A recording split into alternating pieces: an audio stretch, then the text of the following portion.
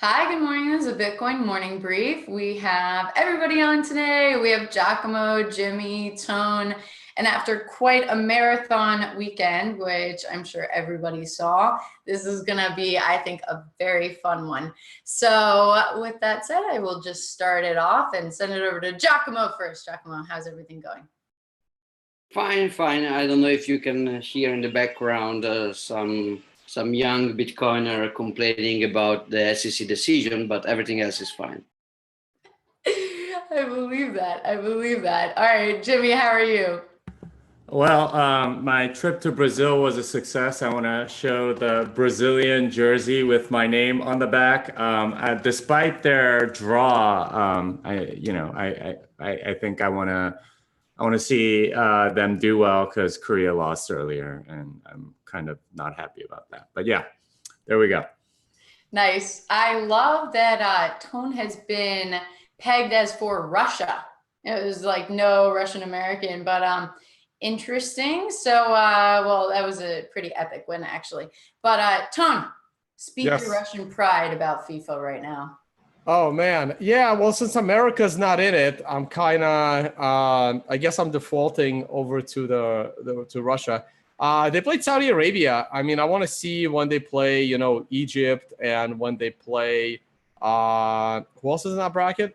Egypt lost to, was it Serbia? I already forgot. Yeah, I forgot it also. But you're playing somebody European. Yeah, yeah. So no, it'll be good. I may be out now that I'm home for 2 days, and then I'm off to Pork Fest. Oh, I'm gonna get a great reception over at the annual Libertarian event after going at it with Bruce Fenton on our stream. So that'll be fun.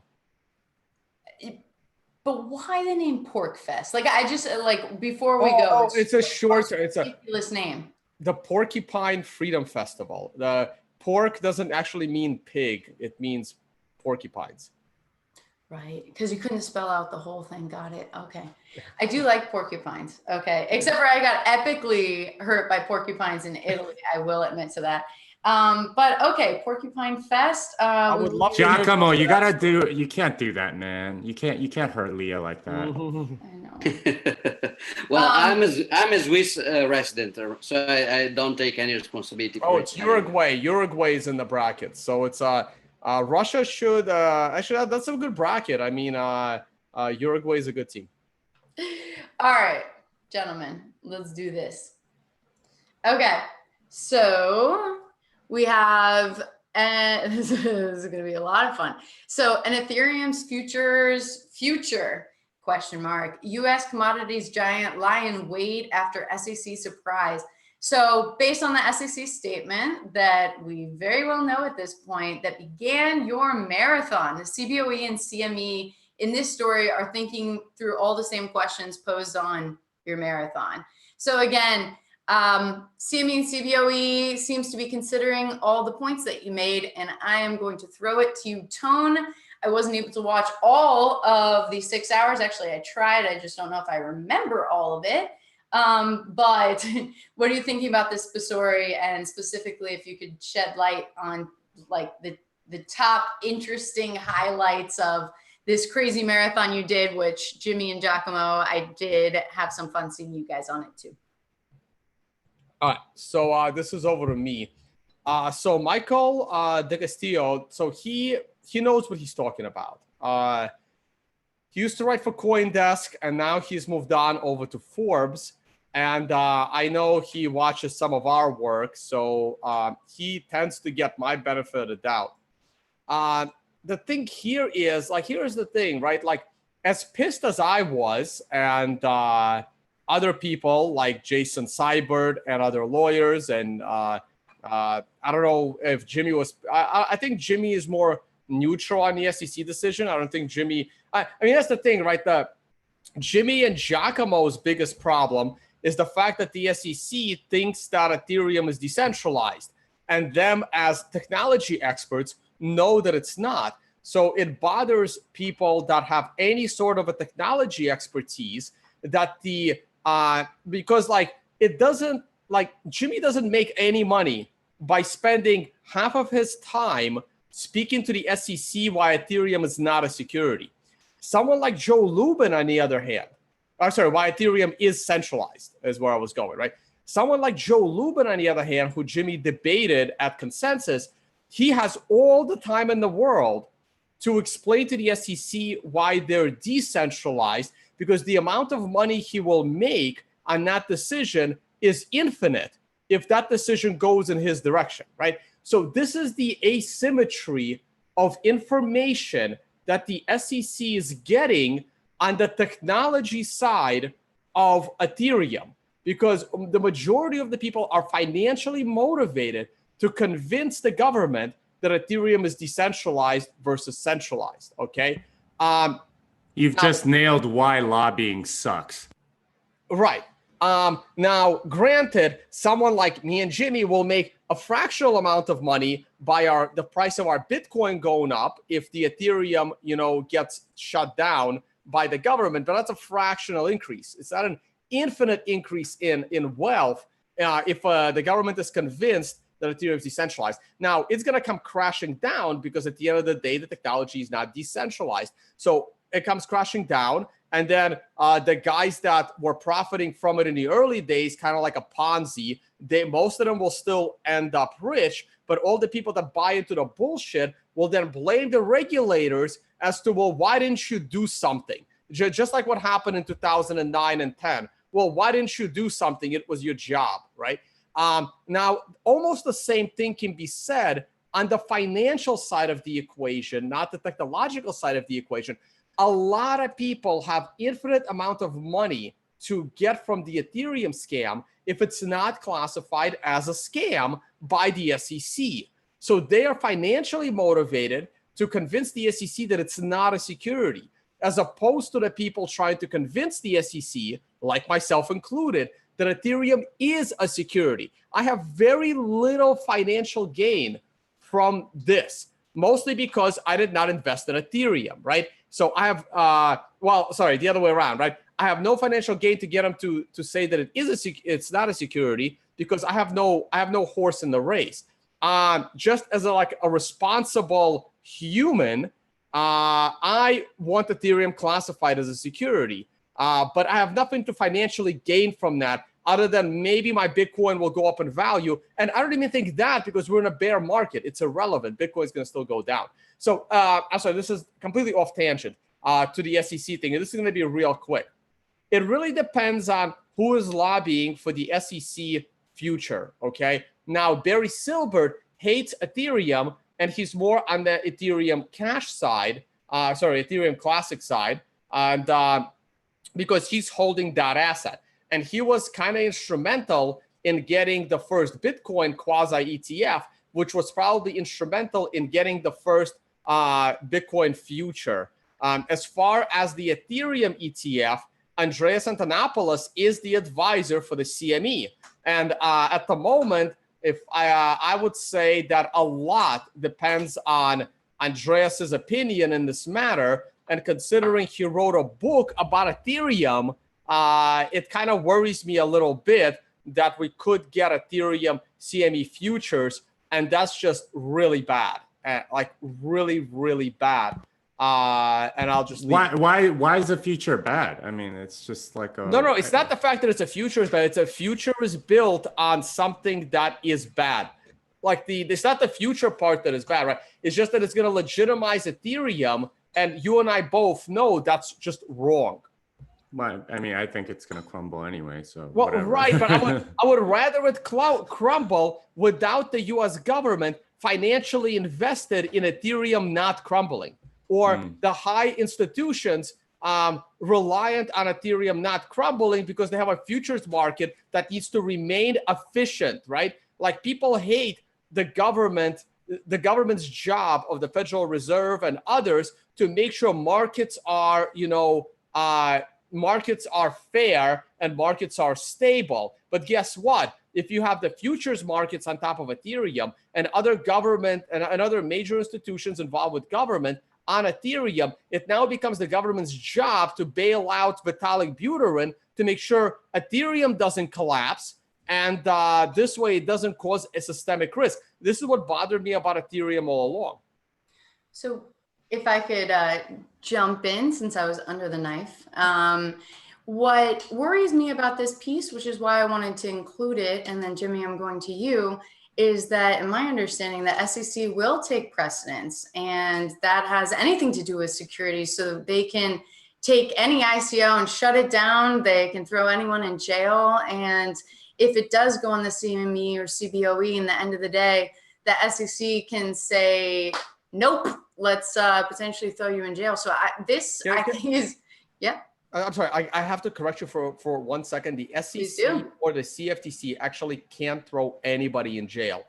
They can recommend to the Justice Department to go after them for a federal crime. But I believe all the SEC can do is fine you and then say you are no longer allowed to trade securities again, or you will go to jail because we're saying this to the Justice Department, or you're not allowed to be a board member ever again. Like, they can put future restrictions and they can give you a massive fine, but they don't actually have the ability to put anybody in jail. That is correct. I would say that that's correct. However, I guess the larger statement that I'm trying to make is that they are a very, very powerful agency. Oh, yeah. Like if they the DOJ, and given the past precedents of a couple of the law cases that have already come up, it wasn't the DOJ that took charge. It was the SEC, my understanding, that did take charge, that landed it on the desk of the DOJ. Yes, that is 100% correct. Their opinion in the matter of whether the person should or shouldn't go to jail is heavily weighted. This is kind of like a technicality where even the SEC will say, we don't put anybody in jail, but if we recommend a 20-year sentence, the other part of the government is going to do it, right? Like, it's kind of like one of those. Absolutely. It's like literally no judge can put you in jail. He can just issue an order that the policeman will actually execute. So it's the same distinction. Absolutely. Although slapping on some major fines sounds pretty fun for me as well. I'd like to see that. But well, then I'll switch it over to you, Giacomo. You know, I did love seeing both of you guys on the panel when I was able to see it later. What do you think about what Tone is saying? In general, I mean, it's really two different things, and I kind of forced you guys to lump it into one. So sorry about that one. No, but actually, I think they are strictly connected. Here is the thing is some kind of regulatory institution and regulatory corps are kind of creating an artificial distinction without any technical base between all the scammy ICO on one hand and Ethereum scammy ICO on the other hand. So this doesn't bother me as a libertarian. I mean, government is not stepping in some scam. I don't care. I don't believe in government intervention. It doesn't even bother me as a Bitcoiner.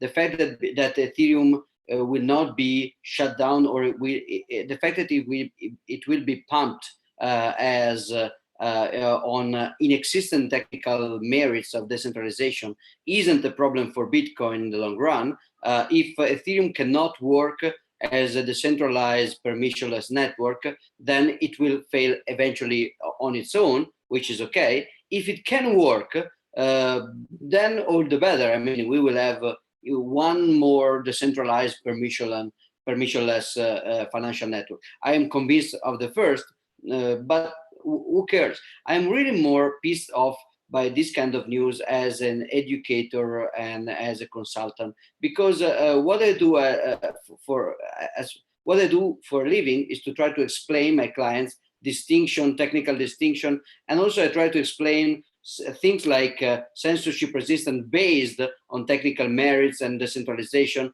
And it's very annoying that now some kind of government bodies are trying to create this artificial distinction based on no technical merit whatsoever, because they are basically saying I'm wrong. So it will make basically my position of explaining things and explaining technical distinction harder, because they are basically they're basically saying I'm wrong. That's the only thing that pisses me off. In the long run and from a high level, it really doesn't matter. I agree with Jimmy. I mean, they could create an ETF on BitConnect for all it's matter for me. I really don't care. I will not invest in BitConnect. I will tell my clients, friends, and family to not invest in the BitConnect ETF. But that said, it's in the great scheme of things, it doesn't change anything. So it's not serious. It's just stupid. Thanks, Giacomo. And Jimmy, your thoughts on the piece and also as to what the boys have been saying? Yeah, go ahead. Sorry, and also just if you could speak to what Tone was saying when he started off about tech and development. Yeah, I mean, I don't really care what they think. I know the reality. I mean, it pisses me off that they're apparently figuring out degrees of decentralization now, which doesn't make any sense, and there's no basis for that. But that said, I mean, I've said this for a while. Like, I don't believe that this is a long-term problem. It's Yahoo, when in its heyday, made all of its money off of startups that were advertising on Yahoo. And once those startups started failing, Yahoo had some serious problems. I see Ethereum the same way. Most of their growth is driven by ICOs. And as soon as a lot of these ICOs start failing, then they are going to be in big trouble. And that's, I mean, regardless of whether or not you can bet on that, I mean, I guess it'd be nice to be able to bet on, some sort of collapse or something like that, if you're inclined to bet that way. But I mean, you can do that in other places. You don't need the CBOE or whatever to do that. So to me, it's not a big issue. Great. Okay. Thanks, gentlemen. And I will just say that I think that everybody should absolutely watch at least a couple hours of this marathon. I thought it was brilliant. All the different variety of perspectives. You guys definitely got into some heated debates, and the experts you brought on, I'm going to move to this next piece, but just quick thing. I really want to recommend when Jason Seibert finally came on at around hour 4. I know he didn't get to speak much, but he came on at hour 4 with a really bad connection, bad microphone. But he is the leading expert in security law. And he was cursing up a storm because in his mind, the SEC has not done his job for 3 years. And he's a defense attorney in security law, right? He's not even like the prosecutor. He's the defense attorney. And he was the guy that I did the crypto scam Ethereum with. He is one of the leading experts on what is and isn't the security. And he is really pissed at the SEC. Yeah, I just, the amount of people that you brought in from such a diverse background, I thought was fascinating. So great, different views on the space, some heated discussion, some people screaming there for a little bit. It was definitely very interesting. I have no idea how you were able to fit so many people's faces on the screen. Sometimes I saw 9, I believe, but we'll go to the next piece. But I thought it was really, really great. So everybody check it out. And then obviously we had Jimmy and Giacomo there. So, it doesn't get better than that. So now we have Ethereum will be the backbone of the new internet. Can't deny that when I read that, I thought of Silicon Valley, and I'm not going to try to be Jin Yang right now, but really holding myself back on not saying new internet.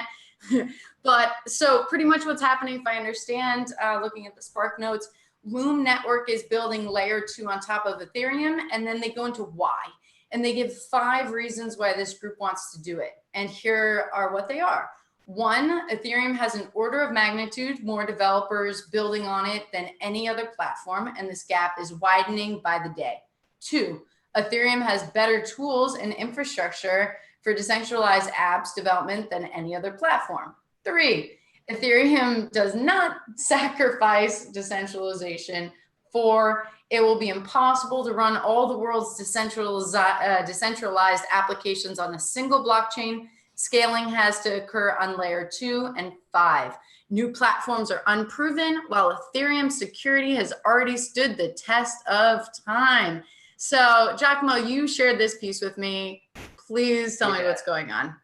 So this piece is kind of old, is 4th of June, but I really read it only today, and it's great. It's really great. The reason it's great is that if you are in the space since a while and you witnessed the first debate between the Bitcoiners and Vitalik Buterin and other Ethereum's ICO launcher and funders, the debate back then was the moment in which Vitalik created the term Bitcoin maximalist in a derogatory way, used it in a derogatory way. Basically, the arguments against Ethereum were multiple arguments, and he framed these arguments as maximalism, and basically he tried to deny and debunk these arguments with his counter arguments. So these arguments are still the same of maximalism nowadays. Now we embrace, I mean, personally, I embraced the definition of maximalism as a good thing. And the arguments goes like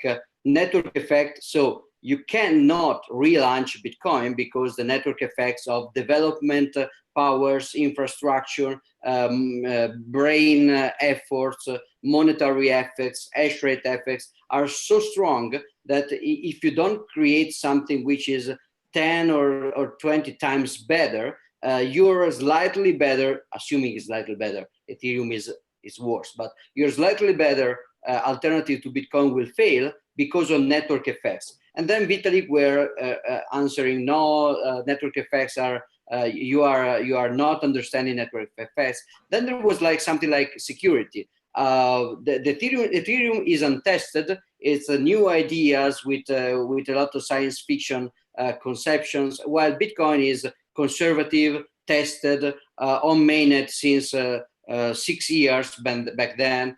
So you should not move to this untested altcoin because of security reason. And Vitalik and Ethereum fanboys were saying, no, this is new things. It's better to experiment than to stay safe with tested stuff. So we should just experiment with new things and fuck with safety. We will do something more advanced and more experimental. And then there was something like on-chain scalability problems. One of the arguments against the crazy world computer idea of Ethereum was that Ethereum was putting any piece of computation and storage on chain directly. And Bitcoiners were answering to Vitalik like, this is crazy. You don't want every computation or every storage to be on chain. You want everything to be off chain on layer 2, and then you want to use the blockchain only to verify things and not to compute things. And Vitalik was answering, no, that doesn't work.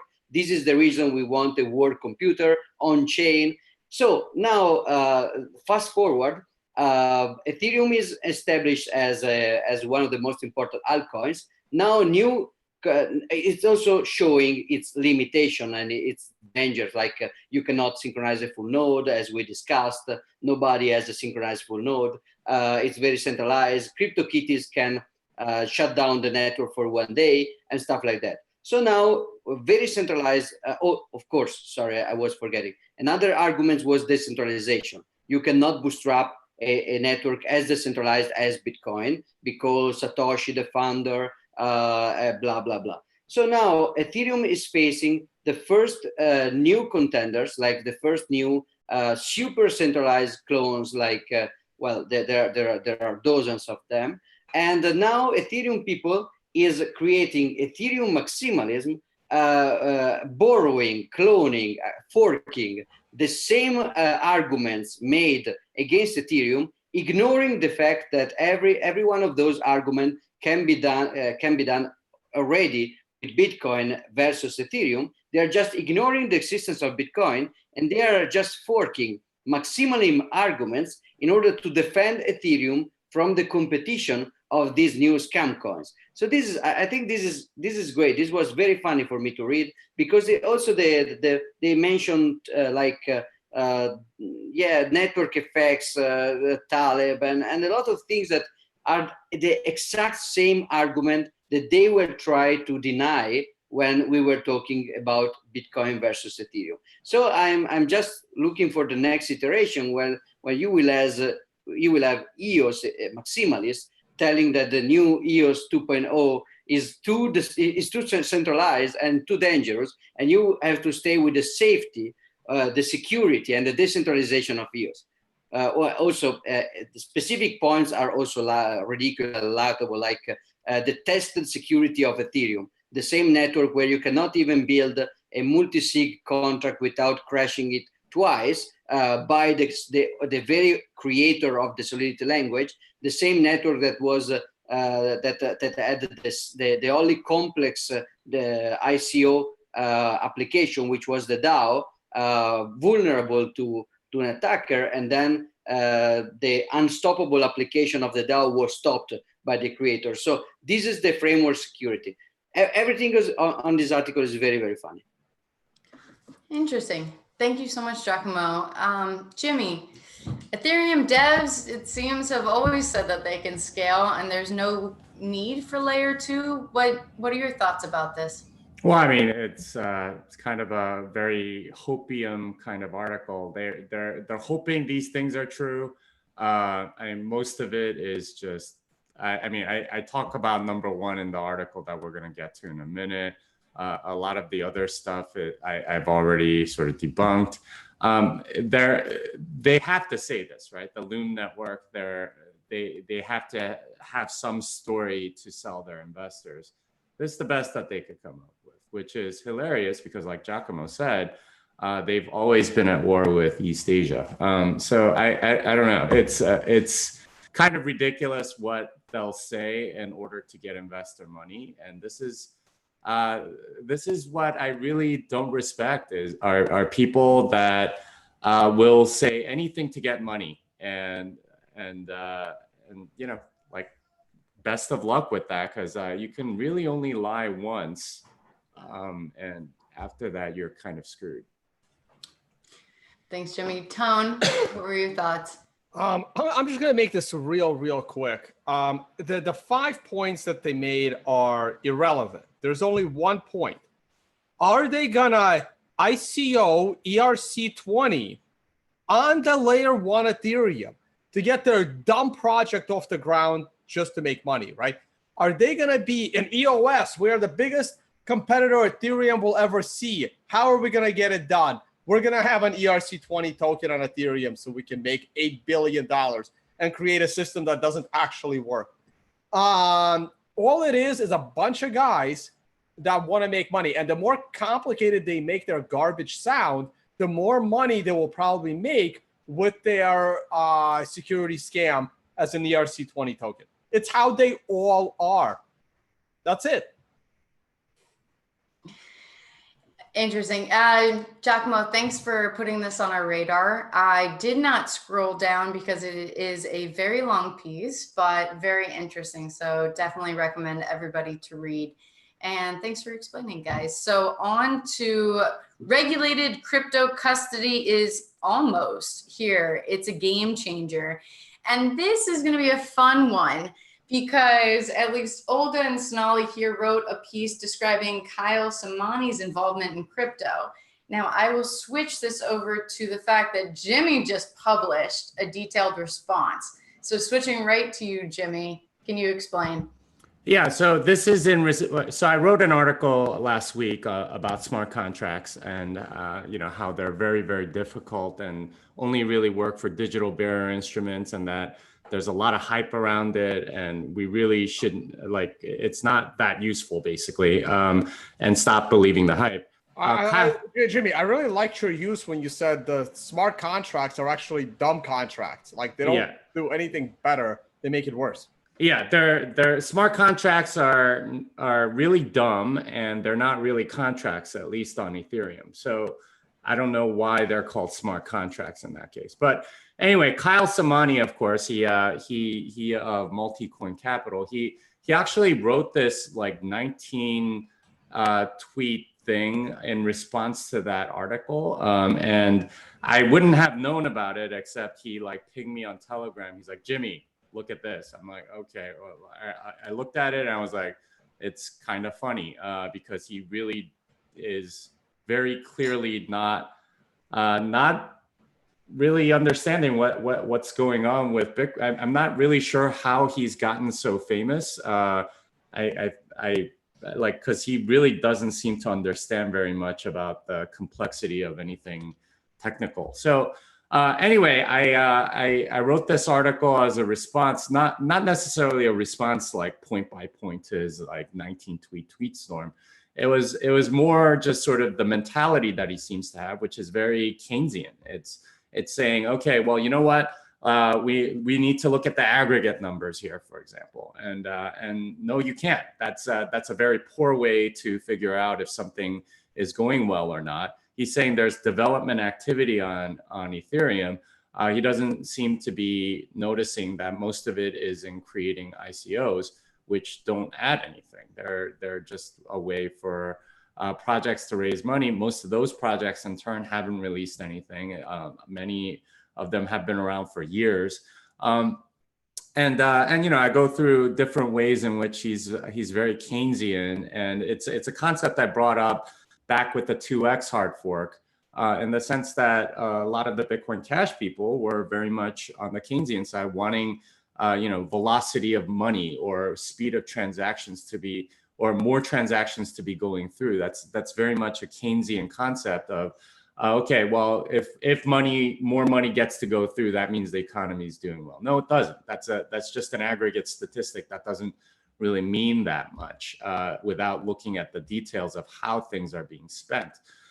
So you know, I go through all of that, and basically, I don't know, I didn't want to, like, I'm not really responding to things specifically. It's just, you need, you know, the mentality that you need to have when you're in crypto is you need to know the details, and you can't do like these second order aggregate statistics and think that you actually know something, because you actually don't. And what you know, you need to learn the code, you need to know stuff, and you know, yeah, that's another big part of it, is centralized systems just don't work that well versus organic bottom-up reality tested systems.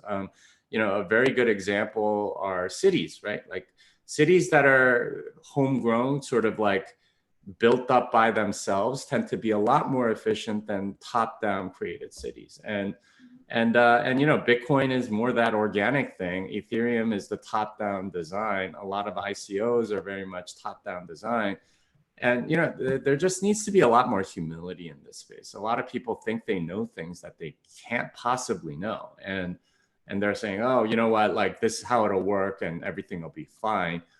And that's simply not true. And then, of course, the Oracle problem. I got more into that, just going into all of the different ways in which you can compromise an Oracle, and it's not so simple. And Kyle makes the same mistake that I talked about in the last article, which is that, you know, when you're thinking about smart contracts, a lot of people bring in assumptions from normal contracts. Oh, it's very clear what X, Y, or Z means. It's not so clear in a smart contract, because whatever the Oracle says is law, and if they lie, then tough luck. You don't really have any recourse. So, you know, there are things like that I don't think a lot of people, especially people like Kyle that are sort of investing in a lot of this stuff, really don't understand. You know, you have to think from an adversarial standpoint, and a lot of these people simply don't do it. Thanks, Jimmy. And as I think we all believe, the importance of education, I love in all your pieces how you're able to take really complex and misunderstood topics that we throw around all the time and get it to a place where people are able to finally have it demystified. I also love the importance and believe in the importance of verbiage, of understanding the words that we use. And I think words are very, very important. So with that said, I will turn to Giacomo, because on a 2-point question, one, what did you think about Jimmy's piece? And then also, given my belief, can you demystify also Keynesian economics and what Jimmy means in this piece in the minutia of the Keynesian economics? Well, demystifying Keynesianist economic in one morning brief before the TA is very, very difficult. So probably no, I will not do that. But I will say that I really appreciated the article. I tried to read it in order to provide some kind of feedback, but I think it's already perfect. And I really like the use of the Keynesian word that he is using here, because usually when people use this word, they mean it in a very, very technical and specific way, like when you have to debate the monetary policy of an altcoin where they use inflation, or where you have to defend Bitcoin deflationary in the long run policy. So Keynesianism is used in a very, very specific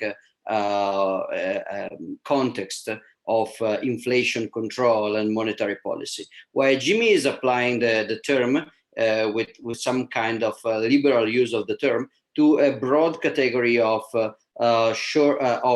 high time preference versus low time preference trade-offs. And it's true, if you read it, that many of the debates that you can find between the two kind of mentality that you can find in Bitcoin and in the concurrent projects are based on these trade-offs between high time preference versus low time preference. And usually Bitcoin is low time preference. So you try to suffer now, like you have lower on-chain space, you have higher economical instability of price, you have a difficult and complex way to build things for long run benefits, like more security, more censorship resistance, more, etc., etc.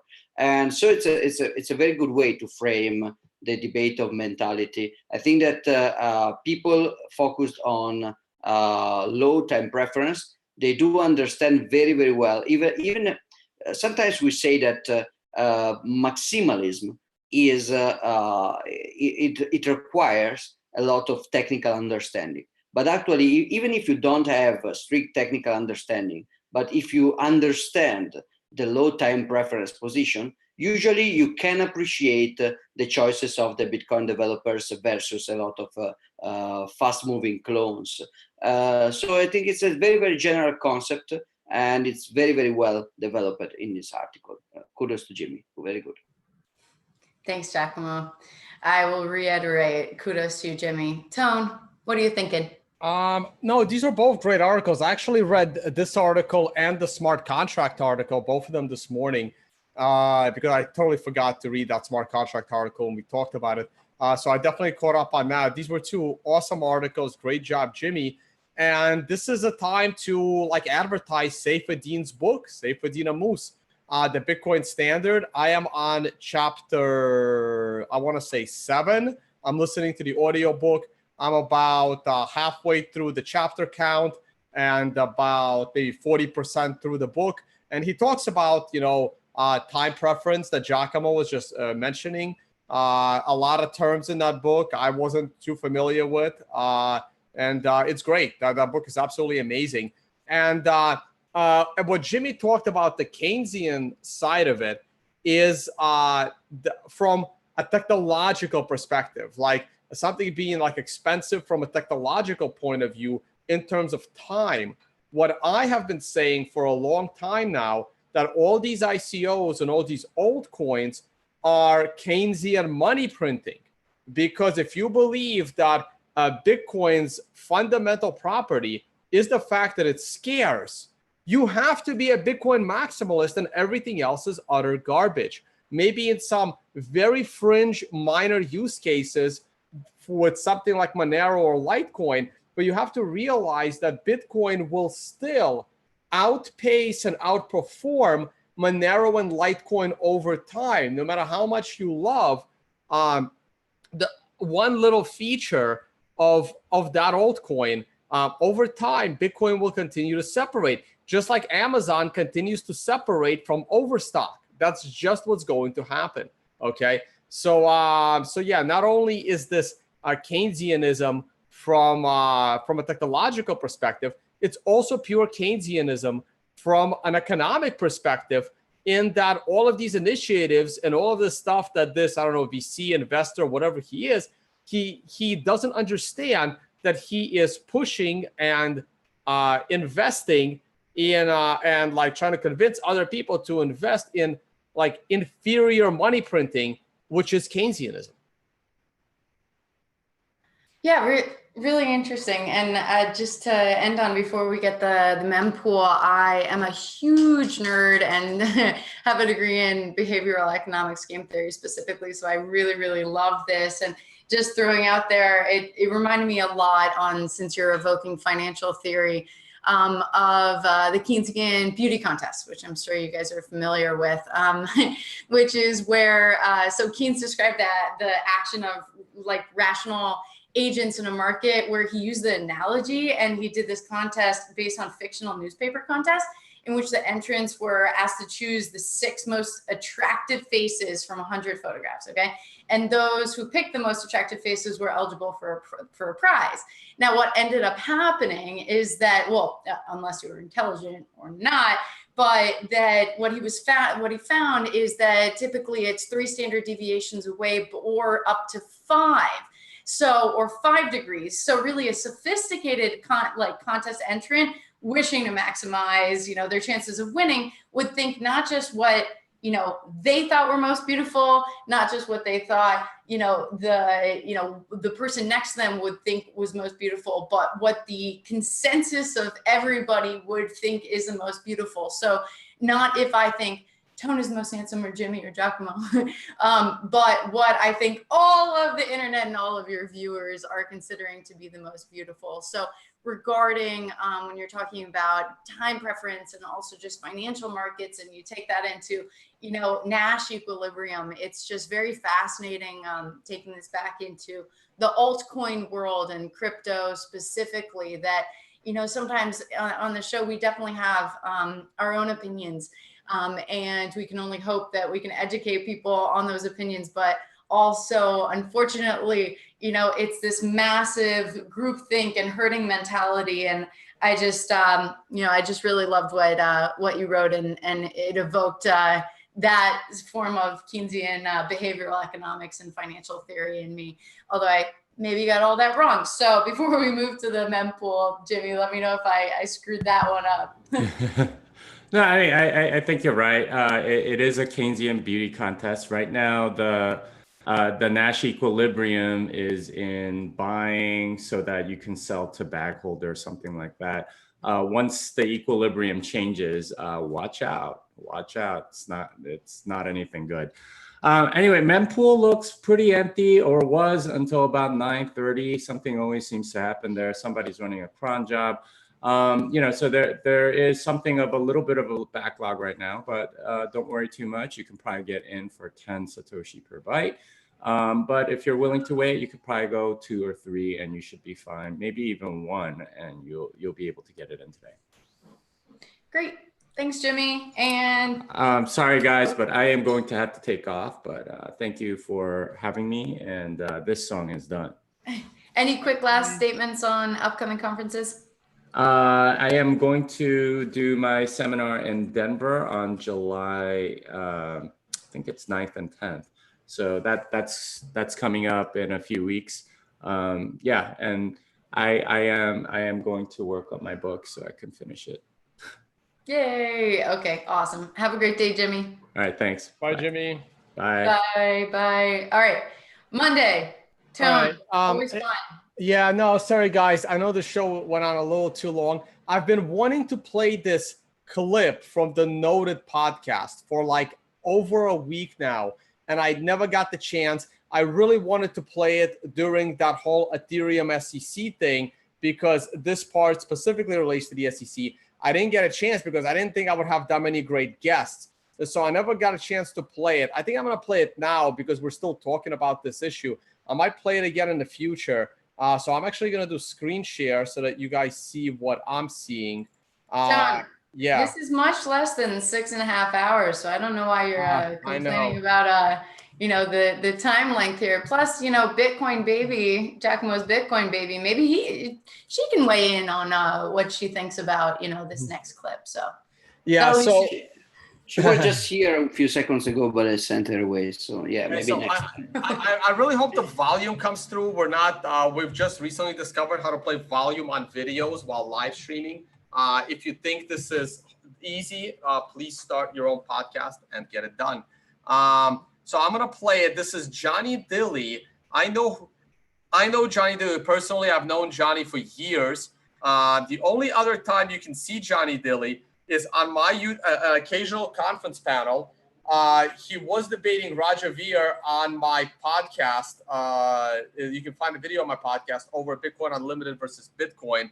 And so throughout this clip, he talked about like the upcoming features of Bitcoin from a developing perspective, including privacy features.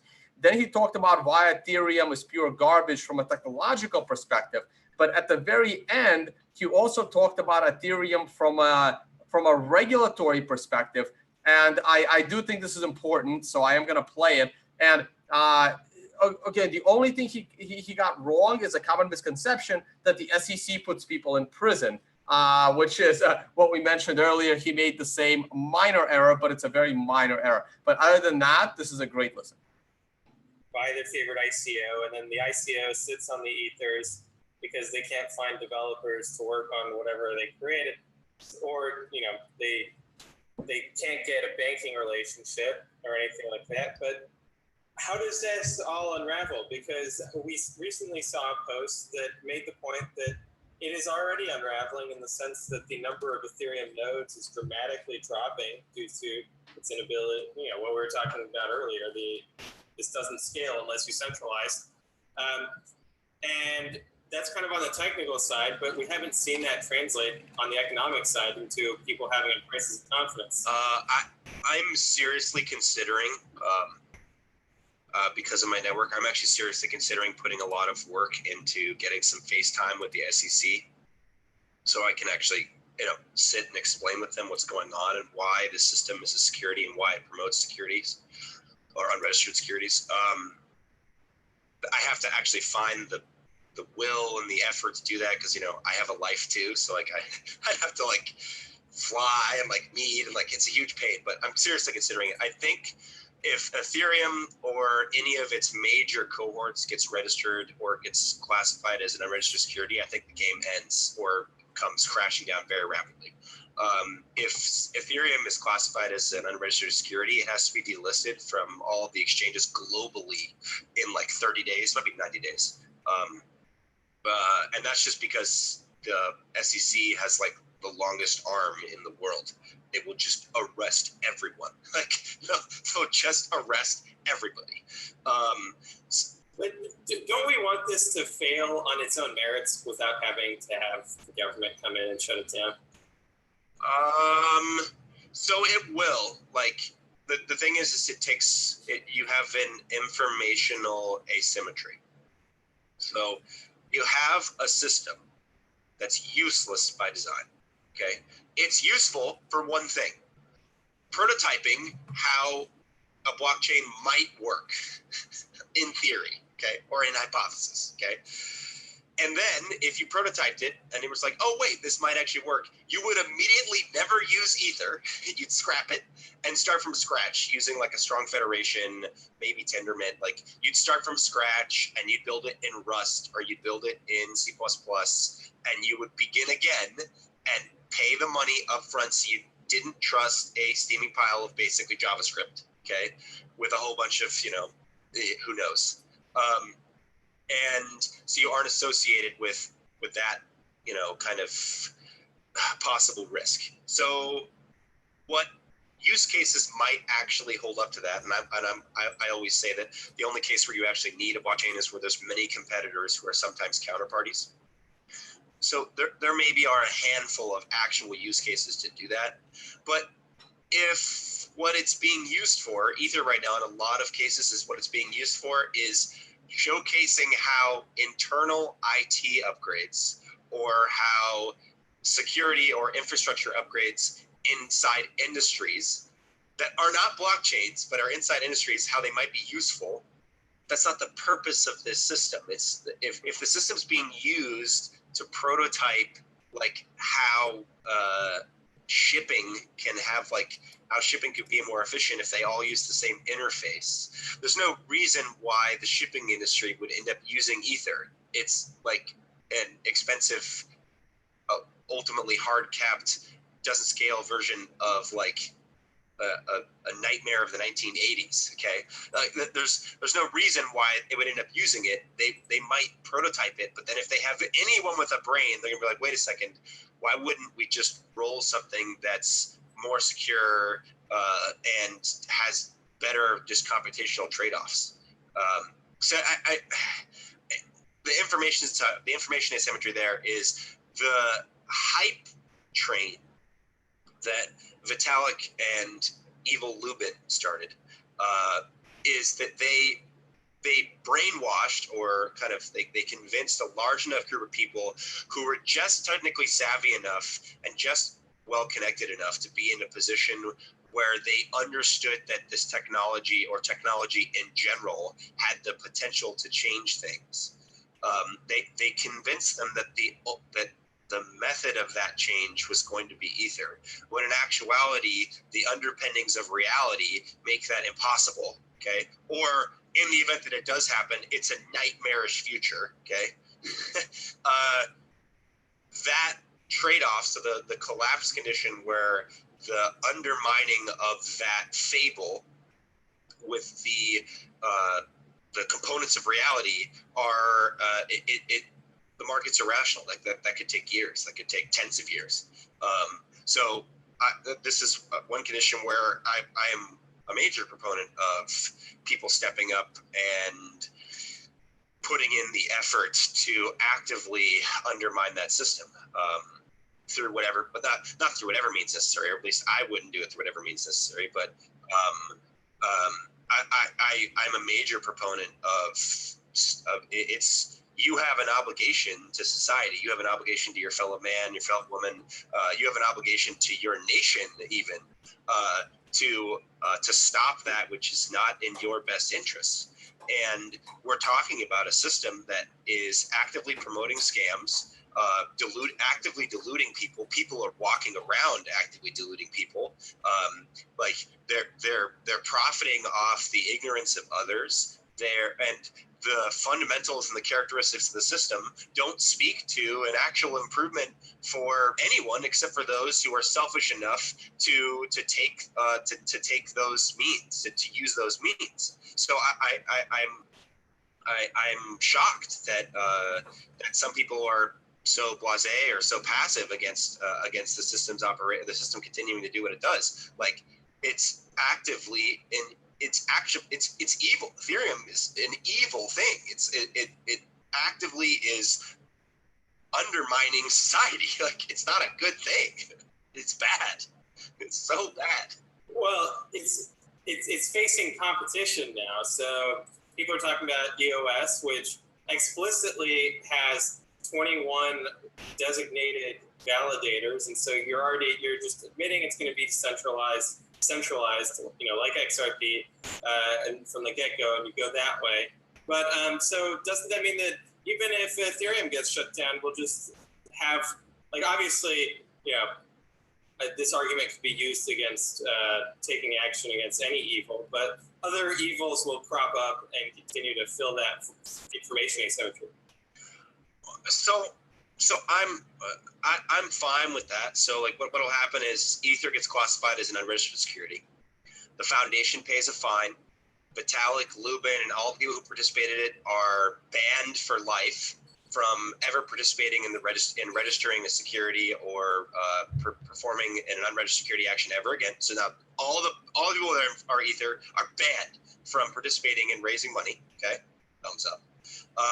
Banned from being a director in a company ever again, banned from participating in a board ever again. So done. Like those people are done. Like can no longer participate in the governance of a company or a distributed protocol ever again. The SEC can do that, which is amazing. Then you have the classification of Ether doing that. then not retroactively, but then the SEC can apply the same reasoning to all the other securities or all the other approaches that take the same approach. So EOS or whatever all get applied. Litecoin probably even happens to Litecoin, unfortunately. Maybe. And Monero maybe. And then what happens is you have with Zcash, definitely.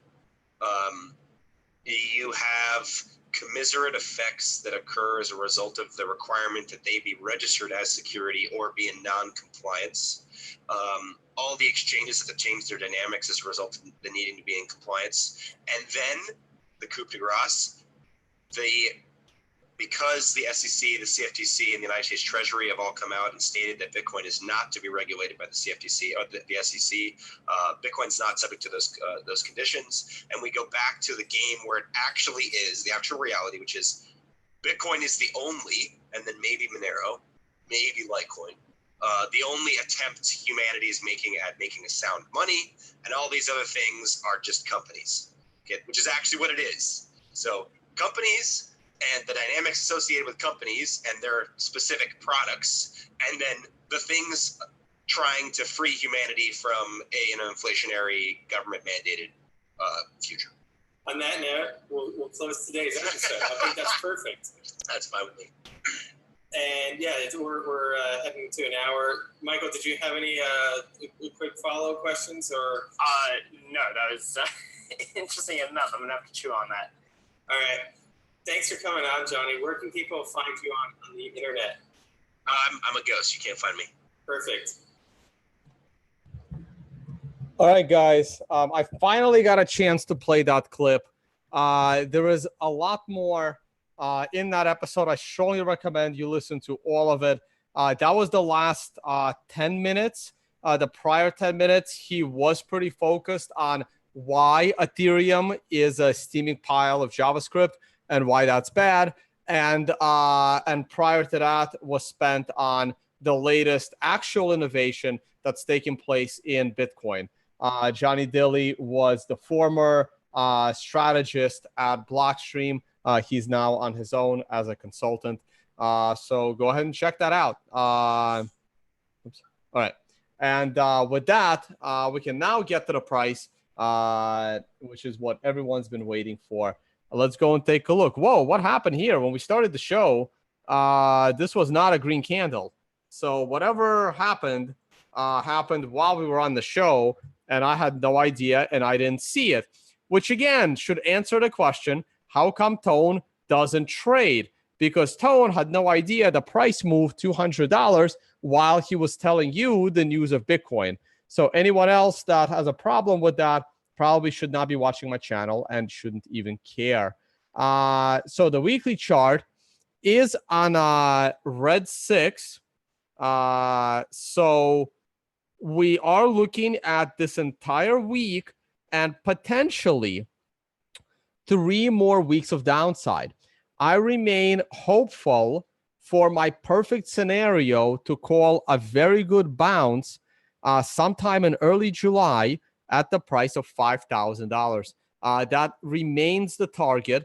All we have done now is something that I've also been telling people to be very careful about, in that because we broke the bottom of the triangle after an extended move to the downside, it created, it didn't have enough momentum to ride the triangle down into its anticipated target, was significantly lower than 6,000. So I am not surprised by the current pullback to the upside.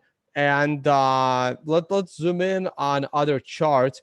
As far as comparing the current candle to the historical version of the drop in the price of Bitcoin, look, your 30-week moving average has now officially turned down.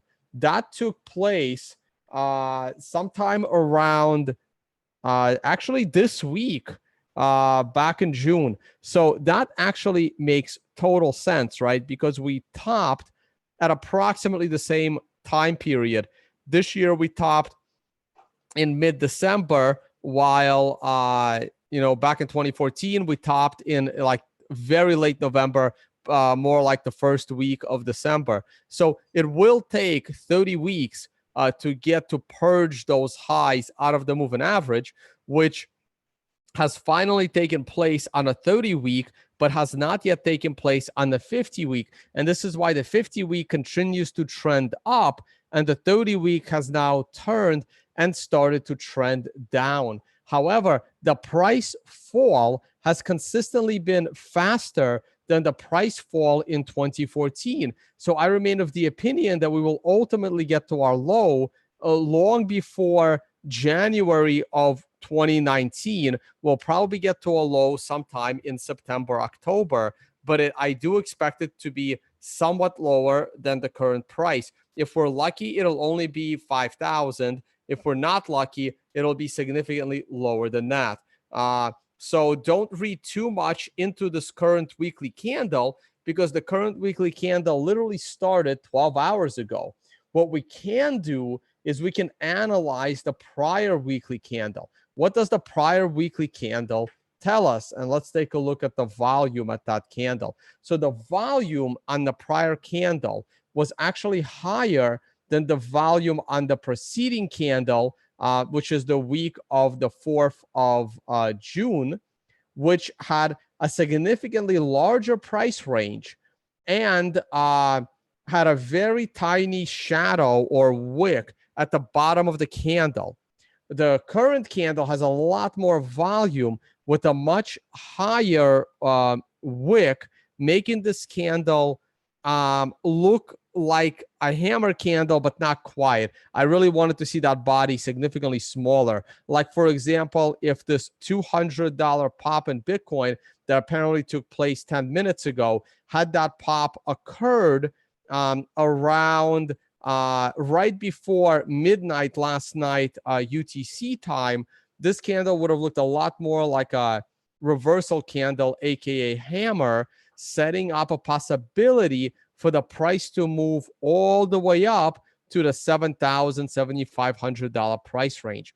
Right now, I don't know what to think of the current candle, other than it's too early to tell what the hell's going on. So let's go into the daily chart and see what we can see on the current candle. So based on the daily chart, and like I said, over the last few videos, I know I didn't make a video about price over the last few days, but I said that because the 5 candle took you all the way down to 6,100, Bitcoin was going to be a very, very tricky animal for the next couple of weeks. And the current action right now this morning is proving that. This to me looks like a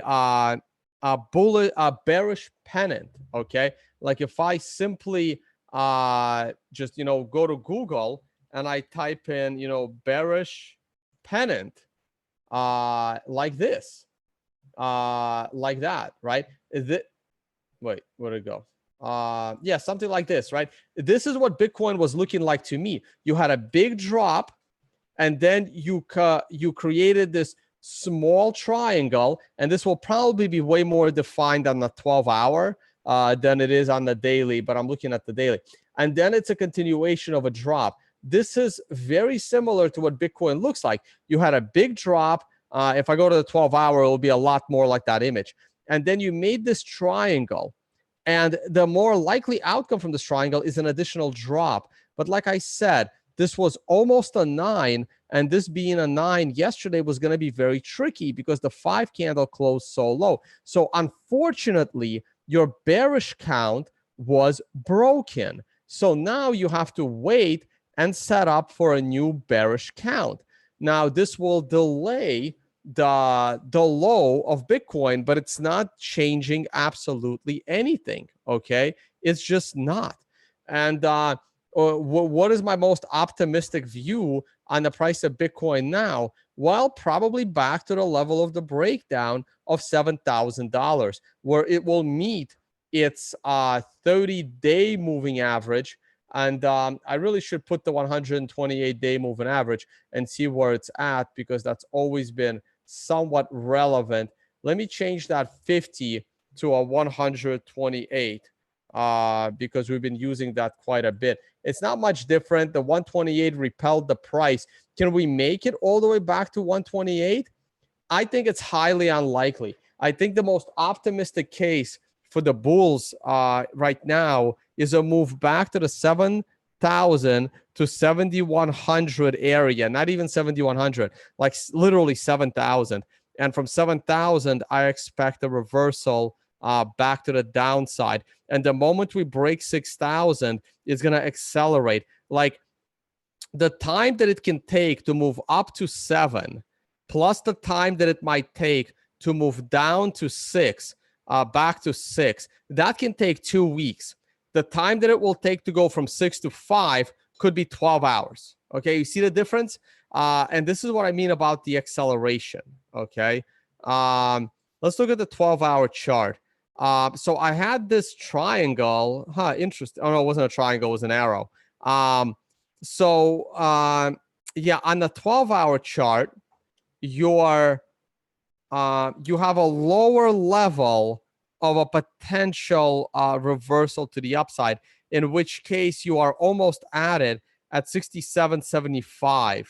On the daily, obviously higher, you can see the difference of where the breakdown was based on the chart level. Now, this is not very strong resistance. The moving averages are significantly stronger, not to mention this line is significantly stronger. But these are all resistance points. And I do not anticipate Bitcoin going all the way up to 7,600 again for the foreseeable future. I remain a pretty big bear on this market right now. Now, notice your CMF on the 12-hour remains negative. That's not very good. Like, look what happened here. You see how price was bouncing from 7,000 all the way up to 7,700? But look at your CMF. Look at the money flow. The money flow remained very negative. And while the money flipped to a positive region at the very, very end of the consolidation, after the price of Bitcoin moved from late March into into the second week of June, I mean, that took about 10 days. The money flow remained negative. And look what happened. You had this monster drop from 7,700 down to just above 6,000 in 2 days, like 2 to 3 days. It was fast. I'm not expecting much difference here. Your money flow remains bearish, and this is just a dead cat bounce. How far will it go up? I can't see it going past 7,000. This has I don't know if there was any news this morning to drive this. Now let's go to the 4-hour chart. The 4-hour chart has been in major indecision. I mean, it was nice to see a bounce off the 9. You had a 9 on the upside. You do have a setup trend line at 86.40. And if the price can get above the setup trend line at 86.40 on the 4-hour chart, I don't really see any other resistance until the $7,200 area when it comes to the 4-hour candles. So the 4-hour candles have a little bit of, move in them. You are in a green 2 above a green 1. This move could last up to 5 more candles. Here's your 1-hour chart. Your 1-hour chart consolidated along with the cloud. Your breakout on the 1-hour chart is pretty massive with a large volume spike. You still have 13 minutes left. I don't think we'll still be on the show in 13 minutes, but you really want to see how this candle ends. It got rejected beautifully by the setup trend line. Again, this is part of the sequential system, which if you are a 1-hour trader on the 1-hour chart, just based on what I'm looking at here, well, your green 2 never really went above a green 1, so no trade. Your red 2 went below a red 1. So on this candle, and this is a 1-hour chart, so this is as of yesterday. So yesterday at 2000 hours UTC, there was a short on the table. The short never actually, I mean, the next candle is a price flip, but you're in the green. You're profiting. So I hate having a single price flip in the middle of a downtrend. So if this probably off by like $1. So 1, 2, 3, 4, 5, 6, 7, 8. The sixth candle could have easily been a 9. You ride this short all the way down, and then somewhere in this vicinity, this is either a 9 in your head or a price flip off of this one. This one is a reversal candle. At the least, you're going here. This is still a green 2 above a green 1. That's where you can put on your bullish trade using hourly charts. The price flip takes you out of that bullish trade, hopefully with a tiny profit. This red 2 going below a red 1 is a trade to the downside, a bearish, a short trade, which was looking very good. You probably should have gotten stopped out of this trade with a very minor loss. And then on this current hour is the green 3 going above a green 2, setting you up for some significant gains if all you did was trade this indicator using the setup. And we haven't had much of a countdown because we haven't had 9s in a while. I can zoom in to a lower time frame. I can just glance at, I don't know, maybe the 10-minute chart. It's one buyer, guys. This means nothing. You don't know if that's a smart buyer or a dumb buyer. If I had to guess, it was a dumb buyer, because if this guy really, or unless he profited in the futures market, right? Like if some guy leveraged up on BitMax at 100 to 1 to the upside, and he knew that the Bitfinex order book was vulnerable, all he had to do was, I don't know, buy 2,000 Bitcoin at a market price, blowing through the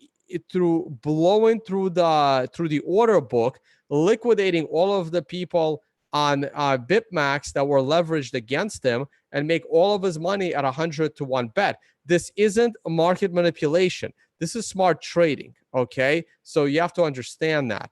Now, this could have easily happened in the opposite direction. Again, there's no manipulation here. This is smart trading.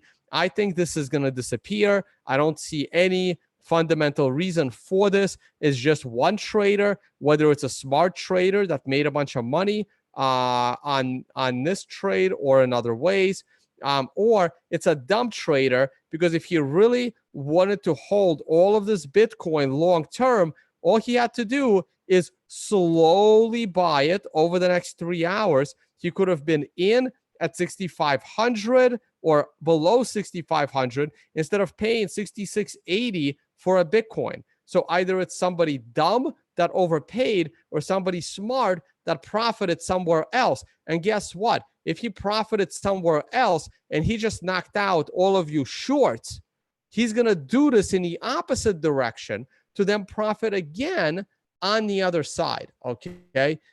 This is why sometimes you want to trade Apple stock where this doesn't happen. Liquidity and market cap. Gold off a 9 is doing nothing. I think since we spoke about it so much about Ethereum, maybe I should take a look at the Ethereum chart. This is the S&P 500 daily. You had that beautiful reversal. You are on a 9, so I'm not surprised. 1 to 4 day reversal, and then probably higher on the S&P. But the S&P weekly is on a 9. So 1 to 4 week correction, and then probably higher. Okay. And I think the NASDAQ is running into the same problem. Leah, what do you think? Ethereum charts? What are the trolls saying? Not looking at the trolls, but let's do it. All right. I looked at Ethereum charts the other day during that epic marathon. Let's pull up all of the charts. What is this? Is the US dollar. This is the weekly versus Bitcoin. And do I have anything else? Ethereum, Bitcoin daily. I'm still using Poloniex only because all my art is there. All of my annotations are there. I know Poloniex is probably, I'm not even sure if it still exists, but hey, I'm getting a daily price for today, so that's all that matters. So I guess let's look at the dollar value first. The dollar value of Ethereum, I mean, we're in a bear market across everything, right? So here is a 913 on Ethereum that called the top beautifully on a weekly chart. Those that had this indicator did well. Now you're looking at a giant cup and handle. And if Ethereum gets back to under 400, it could get very ugly very quickly. So Ethereum's only hope is that this low is intact, because if Ethereum goes below $450, which I'm pretty sure that it's going to, only because it's a general crypto bear market, it will, once Ethereum comes back to the $365 area, it's gonna probably take a massive crash. I don't know, maybe EOS will get their shit together and people will forget that it's a centralized piece of garbage, and all invest in the EOS token and forget about the Ethereum token. But either way, this is the problem with Ethereum, right? This is the problem that Bitcoin doesn't have. You think Bitcoin has this problem, but it doesn't. See, me as a Bitcoin holder, me as a Bitcoin maximalist, I am not scared that the stupid and the ignorant are going to put their money in an inferior piece of technology. I'm not scared. Whether it's, Zcash, Digibyte, Ethereum, Ripple, Monero, Litecoin, it doesn't matter. None of it scares me. I am not scared that a piece of garbage is going to steal Bitcoin's market cap, because I know that it's temporary. It's just uneducated people speculating. Ethereum, on the other hand, needs to worry. If you're an Ethereum bag holder, you better be worried that a piece of garbage like EOS, which is probably significantly worse than Ethereum, can easily overtake Ethereum. So all those people that are comparing Facebook overtaking MySpace when it comes to Bitcoin, you're all nuts. However, the Ethereum versus EOS, hell, even Tezos, if the Tezos scam ever launches, Ethereum people better watch out, because all the bag holders of Ethereum, they don't believe in Ethereum as much as they at all, right? It really doesn't matter. You need to worry about a grossly incompetent piece of technology taking all of your market cap simply because it's new. Something I never worry about. You think I worry about this, but I don't. That's because most of you just don't know anything that comment on that stuff. Keep speculating on what altcoins I own. I own 0, but you guys still think that I own them. So this is what's going to happen. So if Ethereum goes back to the prior low of $365, it's going to get very ugly very quickly. Where is all that money going to go? Well, maybe it'll go into Bitcoin. Maybe it'll go into EOS. Maybe it'll go into Tezos. Or maybe it's not going to go anywhere. It can just disappear. Okay? It can simply disappear. Just like the equity in your house in 2009. It just disappeared because your house was overvalued. And that money didn't go anywhere. Okay? So that's your dollar version of Ethereum. This is your weekly Bitcoin version of Ethereum, where the price is versus Bitcoin. You can see your RSI continues to trend down, showing you that you have confirmation in the downtrend. Now, it's nice that you have a higher low, but you now have a higher high. So your line on the Bitcoin version of Ethereum is somewhere in the vicinity of 0.053. You're also above the 50-week moving average, which is nice. Let's see if it holds it. You're stuck between two Fibonacci lines. You're stuck with this trend line. So if Ethereum goes below below point, where is it at now? 0.077. So if you go below 0.073, I think it'll be a very fast way down to 0.061. And if you close below 0.061, this double bottom will not hold. And then it's pretty, I don't think this Fibonacci line of 76 is going to hold either. And then it's a pretty fast drop all the way down to 0.025, where Ethereum goes to be 1/4 of the price of Bitcoin. Okay. The daily chart of Ethereum is useless. It's not telling you anything. So that's my outlook on Ethereum from a technical perspective and a little bit of fundamental, right? A little bit of fundamental. I'm not here to debate Ethereum's underlying technology. I'm just letting you know that the majority of your Ethereum holders are nothing but speculators that couldn't care less about actual Ethereum. And they will jump ship to EOS or Tezos or Waves or anything else, right? Like here's what Waves has going for it, right? Same as Digibyte, right? It's a garbage clone, but the garbage clone is totally ignored by the entire ecosystem. So kind of like NEM was, right? It's a garbage clone, totally useless, and it just sits there doing nothing for years, and then a bunch of people buy up a bunch of the token, and then they go on the internet and they talk about how our blockchain is resilient. It's been around for 2 years and it's never been hacked. Well, yeah, no one cared. It was just sitting there. No one even heard of it. Okay. So here's what Waves has going for it. The more time goes by, the more, opportunistic people will accumulate a bunch of waves, and then they're going to go all over Twitter and they're going to talk about how because their Ethereum clone, an Ethereum competitor, has been around for so long without any bad news or any issues, therefore we're legit. Okay, this is Digibyte's claim to fame. Pretty much. It's the same thing in this space. The difference is that the majority of ETH bag holders will switch because they'll see a bigger profit when they convert to Bitcoin or dollars or whatever. Okay, so that's your fundamental outlook on these things, and the technical picture is bearish, but the daily picture is neutral. All right. All right. Did I cover everything, Leah? I think this says it's an 1.5-hour morning brief, which is excellent. That's exactly what we want. All right. I think that you did. I think you're getting excited about these longer and longer shows, but I don't think anyone minds too much. That was good.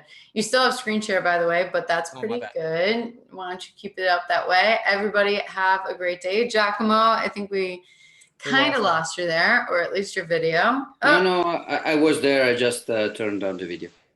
Yeah. Any comments? Comments, thoughts, Giacomo? No, it's the first time that I see your Ethereum analysis, and I agree with your fundamental analysis. It's not just that many of the Ether bug holders are speculators and not technology experts or committed cypherpunks or crypto anarchists. It's also that people who is in Ethereum because of their perceived value on the technology are also very, very easy to distract on the same paradigm of Ethereum. So if the paradigm of Ethereum is move fast, break things, always something new, science fiction terms, staying hype, always. So this kind of narrative, even if you're not a speculator, but you're really, really, really into the Ethereum experiment, that mindset is by definition more short-term oriented and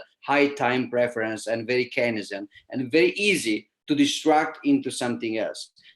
So I completely agree with you about the fundamental. About the technical, I don't know shit, so I just trust you without verifying.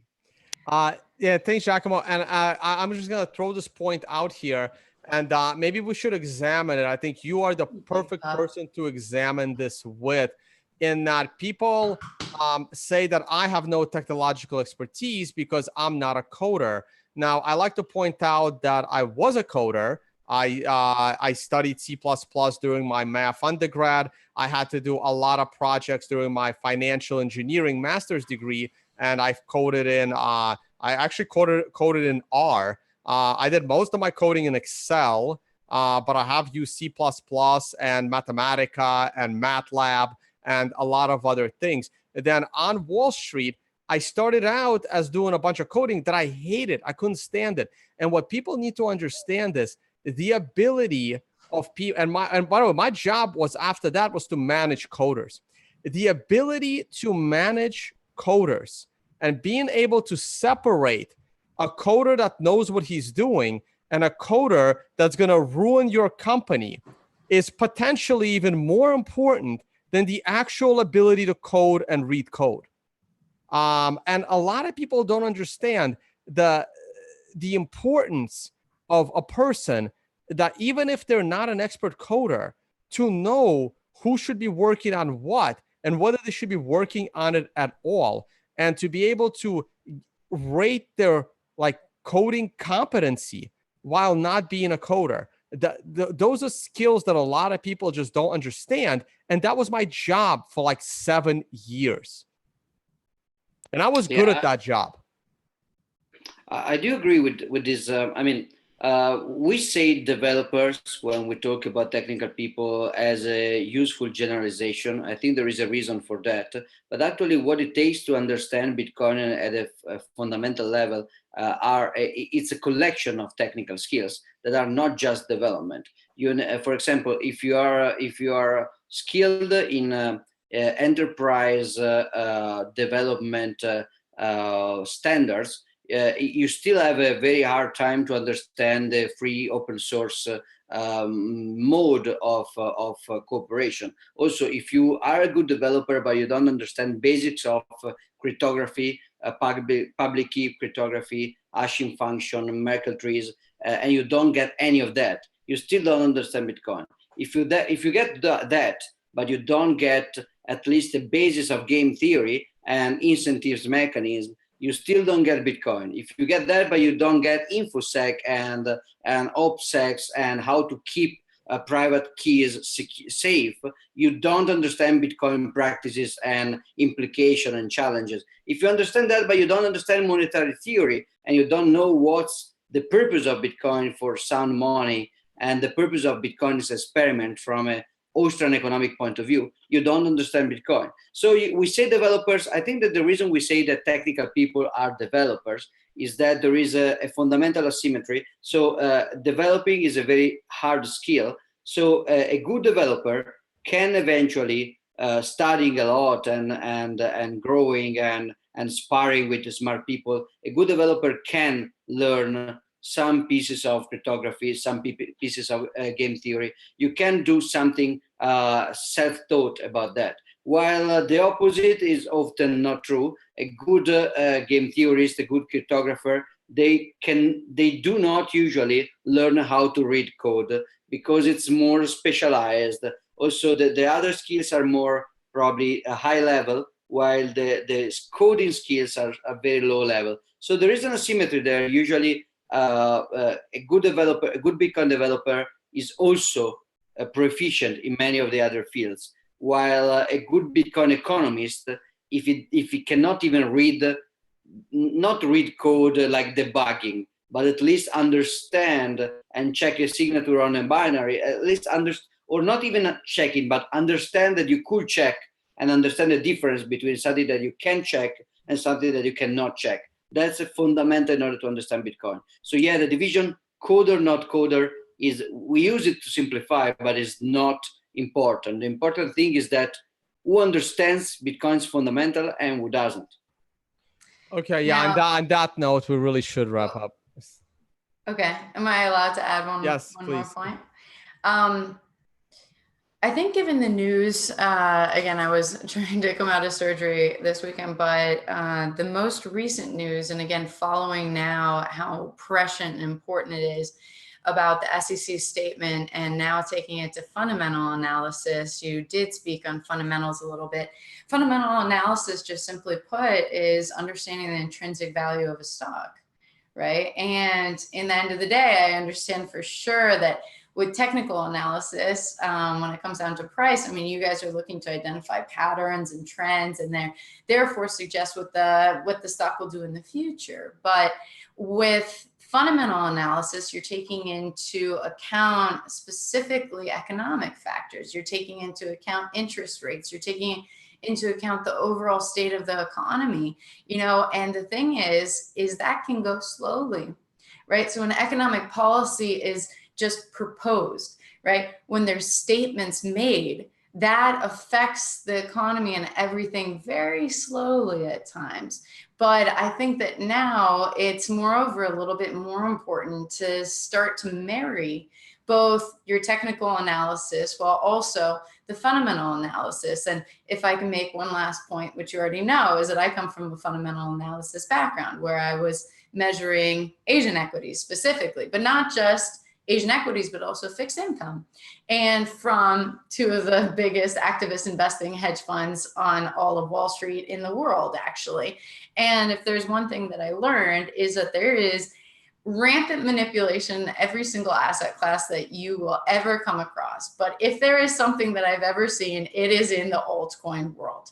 There is a reason why I do not invest in altcoins, and then I will stop on this one, is just simply put that you cannot control the manipulation, and it is utterly disgusting in my eyes, the type of manipulation that is happening due to centralization, due to the fact that we don't have case law, due to the fact that regulators are only kind of starting to step in and doing it in a poor way. How could they not understand and putting this statement out on Ethereum? So obviously there's complete ignorance. So just with that said, yes, technical analysis is how we're teaching people and you're teaching people how to trade Bitcoin. But I do think moving forward with how the regulators in the United States of America are going to keep coming out with statements. And now interest rates have been raised, right? And the rest of the world, as we follow Italian politics, as we follow politics from all around the world, will affect everything, and especially manipulation. And therefore, especially in this crazy, wild world, I think that we also need to marry them a little bit more and understand, to your point, Giacomo, to finish off, that understanding the basic underlying value, the intrinsic value of the coins in all the sectors, the beautiful values of Bitcoin that we love and believe in, which is why we're in this revolution, but also the shit, in the shit coins is also very important, I think, to understand on at least what they're touting is value. But because of, you know, going past this lack of transparency and understanding all the, I will say, fugazi that is there, all of it that doesn't exist, you know, or the tech that has a myriad of holes, and yet there's all this money pumped into it, not just from the ICOs, but from Silicon Valley and lots of other places. I think that that's also very, very important for us to watch. So yes, I think that as we clearly watch the regulators here in the United States, and I will say, I think it's going to keep snowballing. Yes, the SEC has made a statement, but it's going to go to everybody else's desks, and it will go slowly. And each time the ball keeps going, this will change how everything moves. And you can absolutely disagree with me. I know that you probably will because you're tone-based and you like to be. I don't want to. This is I'm trying to. It's already been 2 hours, so I'm gonna. We'll talk about it on a different episode. Cut me off. Everybody have a great day. But it was very well said. It was very well said. Absolutely. Yeah. Everybody have a great day. Thanks so much for watching. Thank you, Leah. Bye. Thank you, everybody. Bye, guys. We're still live. Yeah.